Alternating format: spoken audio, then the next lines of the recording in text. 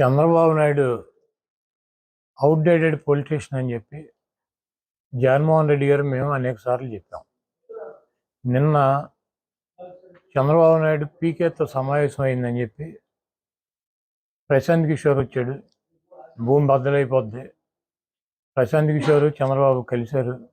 3 గంటలు రూమ్లో కూర్చున్నారు ఇద్దరు. మధ్యలో లోకేష్ లోపలికి బయటికి వెళ్ళి వస్తున్నాడని చెప్పి ఏబిఎన్ రాధాకృష్ణ, ఈటీవీ, మన టీవీ5 బిఆర్ నాయుడు గారు వీళ్ళందరూ కూడా నిన్న సాయంత్రం నుంచి వెనక్కి ముందుకి టీవీలు పగలగొట్టేశారు. ప్రశాంత్ కిషోర్ అనేవాడిని 2014లో మేము వాడేసాం. బుర్రలో గుజ్జంతా కూడా అయిపోయింది.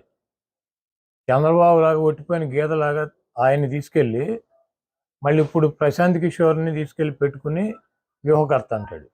మేము వ్యూహకర్తగా పెట్టుకున్నప్పుడేమో ఆడేవాడు బీహార్ నుంచి వచ్చాడని తమ్ముళ్ళు అన్న ఏం పీకుతాడు, మనకన్నా గొప్ప వాళ్ళు ఎవడని ఈ ప్రపంచంలో ఉన్నారో తమ్ముళ్ళు అని చెప్పి ప్రశాంత్ కిషోర్ గురించి మాట్లాడాడు.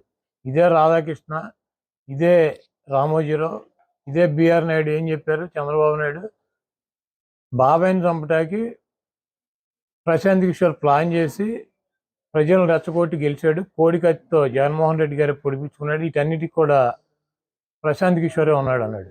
ఇప్పుడు చంద్రబాబు నాయుడు పేక్కోంచుకుంటాడా, లేకపోతే లోకేష్ తండ్రిని చంపుతాడా ప్రశాంత్ కిషోర్ ఆధ్వర్యంలో? ఇవన్నీ కూడా వాళ్ళకే తెలవాలి. అవుట్డేటెడ్ పొలిటీషియన్ అనమాట. అయిపోయినప్పుడు 2019లో వాడేసింది తీసుకొచ్చి ఇప్పుడు 2024లో వాడదాం అనుకుంటున్నాడు. ప్రశాంత్ కిషోర్కి ఐపాక్కి ఏం సంబంధం లేదు. ప్రశాంత్ కిషోర్ వెస్ట్ బెంగాల్ ఎలక్షన్ అయినాక నేను వ్యూహకర్తగా ఉండట్లేదు, నేను తప్పుకున్నాను, నేను ఒక రాజకీయ పార్టీ పెట్టానని చెప్పి బీహార్లో రాజకీయ పార్టీ పెట్టి పాదయాత్ర చేసి ఈరోజు ప్రశాంత్ కిషోర్ మమతా బెనర్జీ మాట్లాడమంటే చంద్రబాబుని ఇండియా కూటమిలో చేరమని చెప్పి అడగటానికి చర్చలు జరపడానికి వచ్చారు. చంద్రబాబు నాయుడు ఒక పక్కన పవన్ కళ్యాణ్ని పెట్టి ఒక పీకేని పెట్టి బీజేపీతో చర్చలు జరుపుతున్నాడు. ఇంకో పీకేని పెట్టి అటు ఇండియా కూటమి మమతా బెనర్జీ కాంగ్రెస్తో చర్చలు జరుపుతున్నాడు. చంద్రబాబు నాయుడికి 2 కళ్ళ సిద్ధాంతం. ఎవడు అధికారంలోకి వస్తాడు చంద్రబాబుకి అర్థం కావట్లా. కేంద్రంలో బీజేపీ వస్తుందా కాంగ్రెస్ వస్తుందా ఎవడొస్తాడు అన్నది కన్ఫ్యూజన్లో ఉన్నాడు. కాబట్టి వీళ్ళు కాకపోతే వాళ్ళు కాకపోతే వీళ్ళు ఇతర పీకేలను పెట్టుకున్నాడు.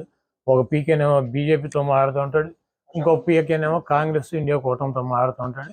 ఇవన్నీ కూడా ప్రజలు గమనిస్తున్నారు. చంద్రబాబు నాయుడు ఏ పీకేని పెట్టుకున్నా జగన్మోహన్ రెడ్డికి ఇంటికి కూడా పీకేది ఏమి ఉండదు.